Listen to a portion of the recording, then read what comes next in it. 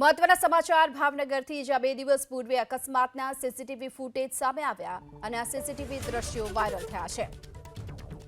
Viral વિડીયોમાં 90 ફૂટ જેટલું વગર ચાલકે સ્કૂટર દોડ્યું છે, ત્યારે પાનવાડીથી આગળ ટુ વ્હીલર ચાલકનો અકસ્માત સર્જાયો હતો। ટુ વ્હીલર ચાલકને કારે અડફેટે લેતા અકસ્માતની ઘટના બની હતી અને આ અકસ્માતની ઘટના બાદ જે હાલ વાયરલ વિડીયો સામે આવી રહ્યો છે। ટુ વ્હીલર ચાલકનો અકસ્માત સર્જાયો ત્યારબાદ અકસ્માતના સીસીટીવી ફૂટેજમાં એ સામે આવી રહ્યું છે કે વગર ચાલકે આ સ્કૂટર છે તે દોડ્યું હતું। 2 દિવસ પૂર્વે અકસ્માતની આ ઘટનાના સીસીટીવી ફૂટેજ હાલ સામે આવી રહ્યા છે અને સીસીટીવી ફૂટેજમાં જોઈ શકાય છે કે 90 ફૂટ જેટલું વગર ચાલકે આ સ્કૂટર દોડ્યું।